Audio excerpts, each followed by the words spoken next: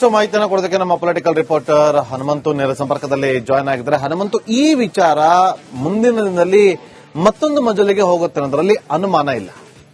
ಇದನ್ನ ಸ್ಟಾಪ್ ಮಾಡಿಸುವ ಕೆಲಸವನ್ನ ಮಾಡಬೇಕಾಗತ್ತೆ, ಆದ್ರೆ ಯಾರು ಕೂಡ ಮಾಡೋದಕ್ಕೆ ಮುಂದಾಗ್ತಾ ಇಲ್ಲ. ಏನಾಗ್ಬೋದು ಈ ವಿಚಾರದಲ್ಲಿ?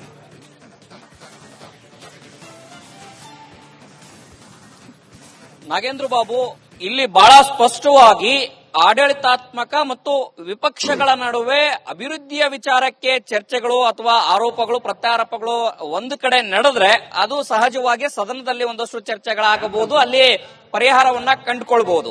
ಆದ್ರೆ ಇಲ್ಲಿ ಶುರುವಾಗಿರುವಂತದ್ದು ಏನಂತಂದು ಹೇಳಿದ್ರೆ ಸೈದ್ಧಾಂತಿಕ ನೆಲೆಗಟ್ಟಿನಲ್ಲಿ ಈಗ ಚರ್ಚೆಗಳು ಶುರುವಾಗಿರುವಂತದ್ದು. ಯಾಕೆಂತಂದು ಹೇಳಿದ್ರೆ ಇದರಲ್ಲಿ ಎರಡು ಭಾಗವಾಗಿ ನಾವು ಗಮನಿಸಬೇಕು. ಒಂದು, ಪ್ರಿಯಾಂಕ್ ಖರ್ಗೆ ಅವರು ಸಾರ್ವಜನಿಕ ಸ್ಥಳಗಳಾದಂತಹ ಸರ್ಕಾರಿ ಶಾಲೆಗಳಾಗಿರ್ಬೋದು, ಅನುದಾನಿತ ಶಾಲೆಗಳಾಗಿರ್ಬೋದು ಮತ್ತೆ ಪಾರ್ಕ್ಗಳಲ್ಲಿ ಆರ್ಎಸ್ಎಸ್ ನ ಕಾರ್ಯಚಟುವಟಿಕೆಗಳಿಗೆ ನಿಷೇಧ ಹಾಕಬೇಕು, ಕಡಿವಾಣ ಹಾಕಬೇಕು ಅನ್ನೋ ಪ್ರಸ್ತಾಪವನ್ನ ಮಾಡಿದ್ರು. ಸಿಎಂ ಸಿದ್ದರಾಮಯ್ಯ ಅವರಿಗೆ ಮನವಿ ಮಾಡಿದ್ದಾರೆ.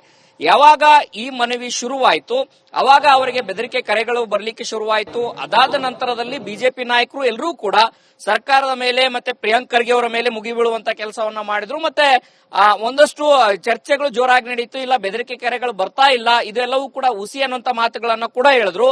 ಆದ್ರೆ ಇವತ್ತು ಬೆಳಗ್ಗೆ ಅವರಿಗೆ ಖರ್ಗೆ ಅವರಿಗೆ ಬಂದಂತಹ ಬೆದರಿಕೆ ಕರೆಗಳನ್ನ ರೆಕಾರ್ಡ್ ಮಾಡಿ ನಂತರದಲ್ಲೂ ಕೂಡ ಈಗ ಒಂದಷ್ಟು ರಾಜಕೀಯ ಕಾಳಗ ಜೋರಾಗಿ ನಡೀತಾ ಇದೆ. ಇಲ್ಲಿ ಬಹಳ ನಾವು ಗಮನಿಸಬೇಕಾದಂತಹ ವಿಚಾರ ಏನಂತಂದು ಹೇಳಿದ್ರೆ, ಒಂದು, ಇಲ್ಲಿ ಮೊದಲಿಂದನೂ ಕೂಡ ಸಂವಿಧಾನ ವರ್ಸಸ್ ಒಂದಷ್ಟು ಮನುವಾದದ ಚರ್ಚೆಗಳು ಕೂಡ ಜೋರಾಗಿ ನಡೀತಾ ಇದೆ ಅಂತಂದು ಹೇಳಿದ್ರೆ ತಪ್ಪಾಗ್ಲಿಕ್ಕಿಲ್ಲ. ಯಾವಾಗ ಆರ್ಎಸ್ಎಸ್ ನ ವಿಚಾರಕ್ಕೆ ಸರ್ಕಾರ ಅಥವಾ ಕಾಂಗ್ರೆಸ್ನ ನಾಯಕರು ಮಾತನಾಡ್ತಾರೋ ಆ ಒಂದು ಸಂದರ್ಭದಲ್ಲೂ ಕೂಡ ಸದನದಲ್ಲೂ ಒಂದಷ್ಟು ಕೋಲಾಹಲ ಸೃಷ್ಟಿ ಆಗುವಂತ ಕೆಲಸಗಳಾಗ್ತಾ ಇರುವಂತದ್ದು. ಯಾಕೆಂತಂದು ಹೇಳಿದ್ರೆ ಇಡೀ ಸಂವಿಧಾನದ ವಿಚಾರವನ್ನ ತೆಗೆದುಕೊಂಡಂತ ಸಂದರ್ಭದಲ್ಲಿ ಸಂವಿಧಾನದಲ್ಲಿ ಅಭಿಪ್ರಾಯ ಹೇಳಕ್ಕೆ ಎಲ್ಲರಿಗೂ ಕೂಡ ಅವಕಾಶ ಇದೆ. ಅದು ಆರ್ಎಸ್ಎಸ್ ಅವರಿಗಾಗಿರ್ಬೋದು, ಕಾಂಗ್ರೆಸ್ ನಾಯಕರಿಗಾಗಿರ್ಬೋದು.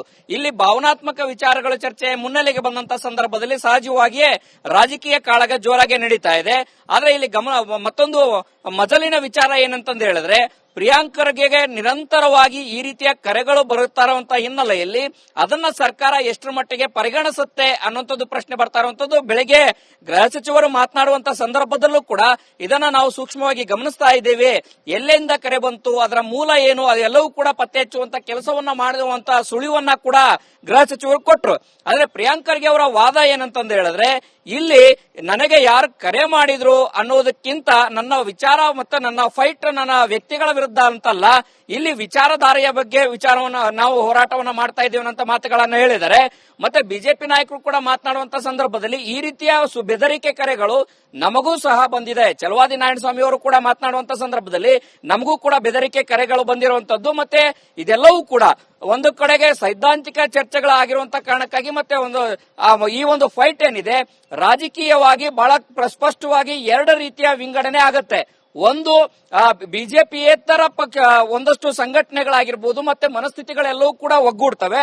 ಮತ್ತೊಂದು ಕಡೆಗೆ ಬಿಜೆಪಿಗೆ ಬೆಂಬಲಿಸುವ ಅಥವಾ ಹಿಂದುತ್ವವನ್ನ ಪ್ರಬಲವಾಗಿ ಪ್ರತಿಪಾದಿಸುವಂತ ಮತಗಳೇನಿದಾವೆ ಅಥವಾ ಅಂತ ಮನಸ್ಥಿತಿಗಳೇನಿದಾವೆ ಅವೆಲ್ಲವೂ ಕೂಡ ಆಗುವಂತಹ ಹಿನ್ನೆಲೆಯಲ್ಲಿ ಇಲ್ಲಿ ಮುಂದಿನ ದಿನಗಳಲ್ಲಿ ರಾಜ್ಯದಲ್ಲಿ ಎಡ ಮತ್ತು ಬಲದ ಫೈಟ್ ಜೋರಾಗಿ ನಡೆಯುತ್ತೆ ಅಂತಂದು ಹೇಳಿದ್ರು ಕೂಡ ತಪ್ಪಾಗ್ಲಿಕ್ಕಿಲ್ಲ. Nagendra Babu. Okay, thank you Hanumanthu ನಿಮ್ಮೆಲ್ಲ ಮಾಹಿತಿಗಾಗಿ.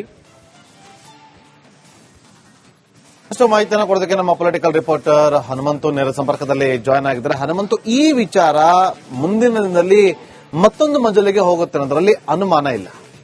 ಇದನ್ನ ಸ್ಟಾಪ್ ಮಾಡಿಸುವ ಕೆಲಸವನ್ನ ಮಾಡಬೇಕಾಗತ್ತೆ, ಆದ್ರೆ ಯಾರು ಕೂಡ ಮಾಡೋದಕ್ಕೆ ಮುಂದಾಗ್ತಾ ಇಲ್ಲ. ಏನಾಗ್ಬೋದು ಈ ವಿಚಾರದಲ್ಲಿ?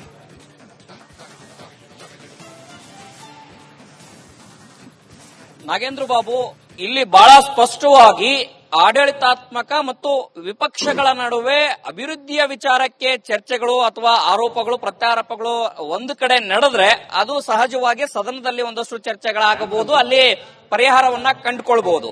ಆದ್ರೆ ಇಲ್ಲಿ ಶುರುವಾಗಿರುವಂತದ್ದು ಏನಂತಂದು ಹೇಳಿದ್ರೆ ಸೈದ್ಧಾಂತಿಕ ನೆಲೆಗಟ್ಟಿನಲ್ಲಿ ಈಗ ಚರ್ಚೆಗಳು ಶುರುವಾಗಿರುವಂತದ್ದು. ಯಾಕೆಂತಂದು ಹೇಳಿದ್ರೆ ಇದರಲ್ಲಿ ಎರಡು ಭಾಗವಾಗಿ ನಾವು ಗಮನಿಸಬೇಕು. ಒಂದು, ಪ್ರಿಯಾಂಕ್ ಖರ್ಗೆ ಅವರು ಸಾರ್ವಜನಿಕ ಸ್ಥಳಗಳಾದಂತಹ ಸರ್ಕಾರಿ ಶಾಲೆಗಳಾಗಿರ್ಬೋದು, ಅನುದಾನಿತ ಶಾಲೆಗಳಾಗಿರ್ಬೋದು ಮತ್ತೆ ಪಾರ್ಕ್ಗಳಲ್ಲಿ RSS ನ ಕಾರ್ಯಚಟುವಟಿಕೆಗಳಿಗೆ ನಿಷೇಧ ಹಾಕಬೇಕು, ಕಡಿವಾಣ ಹಾಕಬೇಕು ಅನ್ನೋ ಪ್ರಸ್ತಾಪವನ್ನ ಮಾಡಿದ್ರು. ಸಿಎಂ ಸಿದ್ದರಾಮಯ್ಯ ಅವರಿಗೆ ಮನವಿ ಮಾಡಿದ್ದಾರೆ.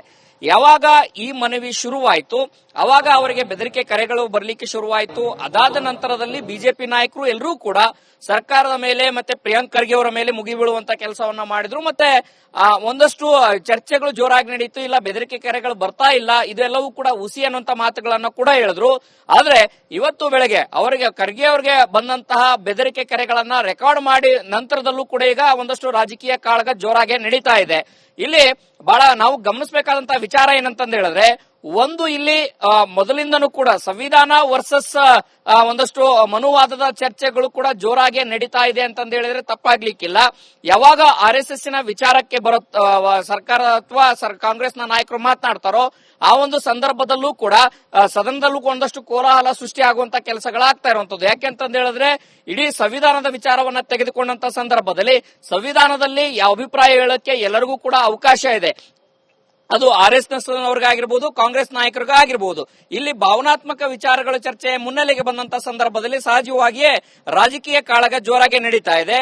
ಆದ್ರೆ ಇಲ್ಲಿ ಮತ್ತೊಂದು ಮಜಲಿನ ವಿಚಾರ ಏನಂತಂದು ಹೇಳಿದ್ರೆ, ಪ್ರಿಯಾಂಕ್ ಖರ್ಗೆಗೆ ನಿರಂತರವಾಗಿ ಈ ರೀತಿಯ ಕರೆಗಳು ಬರುತ್ತಾ ಇರುವಂತಹ ಹಿನ್ನೆಲೆಯಲ್ಲಿ ಅದನ್ನ ಸರ್ಕಾರ ಎಷ್ಟರ ಮಟ್ಟಿಗೆ ಪರಿಗಣಿಸುತ್ತೆ ಅನ್ನುವಂಥದ್ದು ಪ್ರಶ್ನೆ ಬರ್ತಾ ಇರುವಂತದ್ದು. ಬೆಳಿಗ್ಗೆ ಗೃಹ ಸಚಿವರು ಮಾತನಾಡುವಂತ ಸಂದರ್ಭದಲ್ಲೂ ಕೂಡ ಇದನ್ನ ನಾವು ಸೂಕ್ಷ್ಮವಾಗಿ ಗಮನಿಸ್ತಾ ಇದ್ದೇವೆ.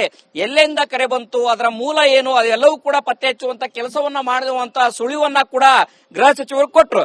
ಆದ್ರೆ ಪ್ರಿಯಾಂಕ್ ಖರ್ಗೆ ಅವರ ವಾದ ಏನಂತಂದು ಹೇಳಿದ್ರೆ, ಇಲ್ಲಿ ನನಗೆ ಯಾರು ಕರೆ ಮಾಡಿದ್ರು ಅನ್ನೋದಕ್ಕಿಂತ ನನ್ನ ವಿಚಾರ ಮತ್ತು ನನ್ನ ಫೈಟ್ ನನ್ನ ವ್ಯಕ್ತಿಗಳ ವಿರುದ್ಧ ಅಂತಲ್ಲ, ಇಲ್ಲಿ ವಿಚಾರಧಾರೆಯ ಬಗ್ಗೆ ವಿಚಾರವನ್ನ ನಾವು ಹೋರಾಟವನ್ನ ಮಾಡ್ತಾ ಇದ್ದೀವಿ ಅಂತ ಮಾತುಗಳನ್ನ ಹೇಳಿದ್ದಾರೆ. ಮತ್ತೆ ಬಿಜೆಪಿ ನಾಯಕರು ಕೂಡ ಮಾತನಾಡುವಂತ ಸಂದರ್ಭದಲ್ಲಿ ಈ ರೀತಿಯ ಬೆದರಿಕೆ ಕರೆಗಳು ನಮಗೂ ಸಹ ಬಂದಿದೆ. ಚಲವಾದಿ ನಾರಾಯಣಸ್ವಾಮಿ ಅವರು ಕೂಡ ಮಾತನಾಡುವಂತ ಸಂದರ್ಭದಲ್ಲಿ ನಮಗೂ ಕೂಡ ಬೆದರಿಕೆ ಕರೆಗಳು ಬಂದಿರುವಂತದ್ದು. ಮತ್ತೆ ಇದೆಲ್ಲವೂ ಕೂಡ ಒಂದು ಕಡೆಗೆ ಸೈದ್ಧಾಂತಿಕ ಚರ್ಚೆಗಳಾಗಿರುವಂತ ಕಾರಣಕ್ಕಾಗಿ ಮತ್ತೆ ಈ ಒಂದು ಫೈಟ್ ಏನಿದೆ ರಾಜಕೀಯವಾಗಿ ಬಹಳ ಸ್ಪಷ್ಟವಾಗಿ ಎರಡು ರೀತಿಯ ವಿಂಗಡಣೆ ಆಗತ್ತೆ. ಒಂದು ಬಿಜೆಪಿಯೇತರ ಒಂದಷ್ಟು ಸಂಘಟನೆಗಳಾಗಿರ್ಬೋದು ಮತ್ತೆ ಮನಸ್ಥಿತಿಗಳೆಲ್ಲವೂ ಕೂಡ ಒಗ್ಗೂಡ್ತವೆ.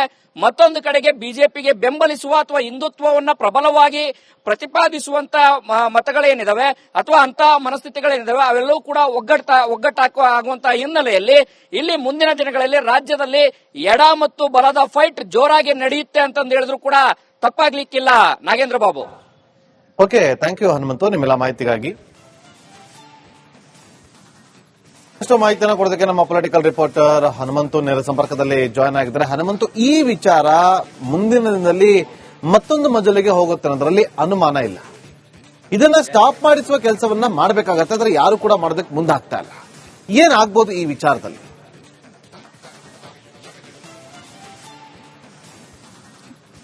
ನಾಗೇಂದ್ರ ಬಾಬು, ಇಲ್ಲಿ ಬಹಳ ಸ್ಪಷ್ಟವಾಗಿ ಆಡಳಿತಾತ್ಮಕ ಮತ್ತು ವಿಪಕ್ಷಗಳ ನಡುವೆ ಅಭಿವೃದ್ಧಿಯ ವಿಚಾರಕ್ಕೆ ಚರ್ಚೆಗಳು ಅಥವಾ ಆರೋಪಗಳು ಪ್ರತ್ಯಾರೋಪಗಳು ಒಂದು ಕಡೆ ನಡೆದ್ರೆ ಅದು ಸಹಜವಾಗಿ ಸದನದಲ್ಲಿ ಒಂದಷ್ಟು ಚರ್ಚೆಗಳಾಗಬಹುದು, ಅಲ್ಲಿ ಪರಿಹಾರವನ್ನ ಕಂಡುಕೊಳ್ಬಹುದು. ಆದ್ರೆ ಇಲ್ಲಿ ಶುರುವಾಗಿರುವಂತದ್ದು ಏನಂತಂದು ಹೇಳಿದ್ರೆ ಸೈದ್ಧಾಂತಿಕ ನೆಲೆಗಟ್ಟಿನಲ್ಲಿ ಈಗ ಚರ್ಚೆಗಳು ಶುರುವಾಗಿರುವಂತದ್ದು. ಯಾಕೆಂತಂದು ಹೇಳಿದ್ರೆ ಇದರಲ್ಲಿ ಎರಡು ಭಾಗವಾಗಿ ನಾವು ಗಮನಿಸಬೇಕು.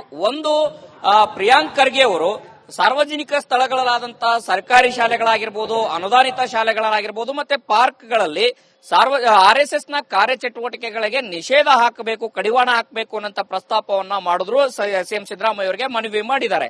ಯಾವಾಗ ಈ ಮನವಿ ಶುರುವಾಯಿತು ಅವಾಗ ಅವರಿಗೆ ಬೆದರಿಕೆ ಕರೆಗಳು ಬರಲಿಕ್ಕೆ ಶುರುವಾಯಿತು. ಅದಾದ ನಂತರದಲ್ಲಿ ಬಿಜೆಪಿ ನಾಯಕರು ಎಲ್ಲರೂ ಕೂಡ ಸರ್ಕಾರದ ಮೇಲೆ ಮತ್ತೆ ಪ್ರಿಯಾಂಕ್ ಖರ್ಗೆ ಅವರ ಮೇಲೆ ಮುಗಿಬೀಳುವಂತ ಕೆಲಸವನ್ನ ಮಾಡಿದ್ರು. ಮತ್ತೆ ಒಂದಷ್ಟು ಚರ್ಚೆಗಳು ಜೋರಾಗಿ ನಡೀತು. ಇಲ್ಲ, ಬೆದರಿಕೆ ಕರೆಗಳು ಬರ್ತಾ ಇಲ್ಲ, ಇದೆಲ್ಲವೂ ಕೂಡ ಹುಸಿ ಅನ್ನುವಂತ ಮಾತುಗಳನ್ನ ಕೂಡ ಹೇಳಿದ್ರು. ಆದ್ರೆ ಇವತ್ತು ಬೆಳಗ್ಗೆ ಅವರಿಗೆ ಖರ್ಗೆ ಅವರಿಗೆ ಬಂದಂತಹ ಬೆದರಿಕೆ ಕರೆಗಳನ್ನ ರೆಕಾರ್ಡ್ ಮಾಡಿ ನಂತರದಲ್ಲೂ ಕೂಡ ಈಗ ಒಂದಷ್ಟು ರಾಜಕೀಯ ಕಾಳಗ ಜೋರಾಗಿ ನಡೀತಾ ಇದೆ. ಇಲ್ಲಿ ಬಹಳ ನಾವು ಗಮನಿಸಬೇಕಾದಂತಹ ವಿಚಾರ ಏನಂತಂದು ಹೇಳಿದ್ರೆ, ಒಂದು ಇಲ್ಲಿ ಮೊದಲಿಂದನೂ ಕೂಡ ಸಂವಿಧಾನ ವರ್ಸಸ್ ಒಂದಷ್ಟು ಮನುವಾದದ ಚರ್ಚೆಗಳು ಕೂಡ ಜೋರಾಗಿ ನಡೀತಾ ಇದೆ ಅಂತಂದು ಹೇಳಿದ್ರೆ ತಪ್ಪಾಗ್ಲಿಕ್ಕಿಲ್ಲ. ಯಾವಾಗ RSS ನ ವಿಚಾರಕ್ಕೆ ಸರ್ಕಾರ ಅಥವಾ ಕಾಂಗ್ರೆಸ್ನ ನಾಯಕರು ಮಾತನಾಡ್ತಾರೋ ಆ ಒಂದು ಸಂದರ್ಭದಲ್ಲೂ ಕೂಡ ಸದನದಲ್ಲೂ ಒಂದಷ್ಟು ಕೋಲಾಹಲ ಸೃಷ್ಟಿ ಆಗುವಂತ ಕೆಲಸಗಳಾಗ್ತಾ ಇರುವಂತದ್ದು. ಯಾಕೆಂತಂದು ಹೇಳಿದ್ರೆ ಇಡೀ ಸಂವಿಧಾನದ ವಿಚಾರವನ್ನ ತೆಗೆದುಕೊಂಡಂತ ಸಂದರ್ಭದಲ್ಲಿ ಸಂವಿಧಾನದಲ್ಲಿ ಯಾವ ಅಭಿಪ್ರಾಯ ಹೇಳಕ್ಕೆ ಎಲ್ಲರಿಗೂ ಕೂಡ ಅವಕಾಶ ಇದೆ. ಅದು RSS ಅವ್ರಿಗಾಗಿರ್ಬೋದು, ಕಾಂಗ್ರೆಸ್ ನಾಯಕರಿಗಾಗಿರ್ಬೋದು. ಇಲ್ಲಿ ಭಾವನಾತ್ಮಕ ವಿಚಾರಗಳ ಚರ್ಚೆ ಮುನ್ನೆಲೆಗೆ ಬಂದಂತ ಸಂದರ್ಭದಲ್ಲಿ ಸಹಜವಾಗಿಯೇ ರಾಜಕೀಯ ಕಾಳಗ ಜೋರಾಗಿ ನಡೀತಾ ಇದೆ. ಆದ್ರೆ ಇಲ್ಲಿ ಮತ್ತೊಂದು ಮಜಲಿನ ವಿಚಾರ ಏನಂತಂದು ಹೇಳಿದ್ರೆ, ಪ್ರಿಯಾಂಕ್ ಖರ್ಗೆಗೆ ನಿರಂತರವಾಗಿ ಈ ರೀತಿಯ ಕರೆಗಳು ಬರುತ್ತಾ ಇರುವಂತಹ ಹಿನ್ನೆಲೆಯಲ್ಲಿ ಅದನ್ನ ಸರ್ಕಾರ ಎಷ್ಟರ ಮಟ್ಟಿಗೆ ಪರಿಗಣಿಸುತ್ತೆ ಅನ್ನುವಂಥದ್ದು ಪ್ರಶ್ನೆ ಬರ್ತಾ ಇರುವಂತದ್ದು. ಬೆಳಗ್ಗೆ ಗೃಹ ಸಚಿವರು ಮಾತನಾಡುವಂತ ಸಂದರ್ಭದಲ್ಲೂ ಕೂಡ ಇದನ್ನ ನಾವು ಸೂಕ್ಷ್ಮವಾಗಿ ಗಮನಿಸ್ತಾ ಇದ್ದೇವೆ. ಎಲ್ಲಿಂದ ಕರೆ ಬಂತು, ಅದರ ಮೂಲ ಏನು, ಅದೆಲ್ಲವೂ ಕೂಡ ಪತ್ತೆ ಹಚ್ಚುವಂತ ಕೆಲಸವನ್ನ ಮಾಡುವಂತ ಸುಳಿವನ್ನ ಕೂಡ ಗೃಹ ಸಚಿವರು ಕೊಟ್ರು. ಆದ್ರೆ ಪ್ರಿಯಾಂಕ್ ಖರ್ಗೆ ಅವರ ವಾದ ಏನಂತಂದು ಹೇಳಿದ್ರೆ, ಇಲ್ಲಿ ನನಗೆ ಯಾರು ಕರೆ ಮಾಡಿದ್ರು ಅನ್ನೋದಕ್ಕಿಂತ ನನ್ನ ವಿಚಾರ ಮತ್ತು ನನ್ನ ಫೈಟ್ ನನ್ನ ವ್ಯಕ್ತಿಗಳ ವಿರುದ್ಧ ಅಂತಲ್ಲ, ಇಲ್ಲಿ ವಿಚಾರಧಾರೆಯ ಬಗ್ಗೆ ವಿಚಾರವನ್ನ ನಾವು ಹೋರಾಟವನ್ನ ಮಾಡ್ತಾ ಇದ್ದೀವಿ ಅಂತ ಮಾತುಗಳನ್ನ ಹೇಳಿದ್ದಾರೆ. ಮತ್ತೆ ಬಿಜೆಪಿ ನಾಯಕರು ಕೂಡ ಮಾತನಾಡುವಂತ ಸಂದರ್ಭದಲ್ಲಿ ಈ ರೀತಿಯ ಬೆದರಿಕೆ ಕರೆಗಳು ನಮಗೂ ಸಹ ಬಂದಿದೆ. ಚಲವಾದಿ ನಾರಾಯಣಸ್ವಾಮಿ ಅವರು ಕೂಡ ಮಾತನಾಡುವಂತ ಸಂದರ್ಭದಲ್ಲಿ ನಮಗೂ ಕೂಡ ಬೆದರಿಕೆ ಕರೆಗಳು ಬಂದಿರುವಂತದ್ದು. ಮತ್ತೆ ಇದೆಲ್ಲವೂ ಕೂಡ ಒಂದು ಕಡೆಗೆ ಸೈದ್ಧಾಂತಿಕ ಚರ್ಚೆಗಳಾಗಿರುವಂತಹ ಕಾರಣಕ್ಕಾಗಿ ಮತ್ತೆ ಈ ಒಂದು ಫೈಟ್ ಏನಿದೆ ರಾಜಕೀಯವಾಗಿ ಬಹಳ ಸ್ಪಷ್ಟವಾಗಿ ಎರಡು ರೀತಿಯ ವಿಂಗಡಣೆ ಆಗತ್ತೆ. ಒಂದು ಬಿಜೆಪಿಯೇತರ ಒಂದಷ್ಟು ಸಂಘಟನೆಗಳಾಗಿರ್ಬೋದು ಮತ್ತೆ ಮನಸ್ಥಿತಿಗಳೆಲ್ಲವೂ ಕೂಡ ಒಗ್ಗೂಡ್ತವೆ. ಮತ್ತೊಂದು ಕಡೆಗೆ ಬಿಜೆಪಿಗೆ ಬೆಂಬಲಿಸುವ ಅಥವಾ ಹಿಂದುತ್ವವನ್ನ ಪ್ರಬಲವಾಗಿ ಪ್ರತಿಪಾದಿಸುವಂತ ಮತಗಳೇನಿದಾವೆ ಅಥವಾ ಅಂತ ಮನಸ್ಥಿತಿಗಳೇನಿದಾವೆ ಅವೆಲ್ಲವೂ ಕೂಡ ಒಗ್ಗಟ್ಟಾಗುವಂತಹ ಹಿನ್ನೆಲೆಯಲ್ಲಿ ಇಲ್ಲಿ ಮುಂದಿನ ದಿನಗಳಲ್ಲಿ ರಾಜ್ಯದಲ್ಲಿ ಎಡ ಮತ್ತು ಬಲದ ಫೈಟ್ ಜೋರಾಗಿ ನಡೆಯುತ್ತೆ ಅಂತಂದು ಹೇಳಿದ್ರು ಕೂಡ ತಪ್ಪಾಗ್ಲಿಕ್ಕಿಲ್ಲ. Nagendra Babu. Okay, thank you Hanumanthu ನಿಮ್ಮೆಲ್ಲ ಮಾಹಿತಿಗಾಗಿ.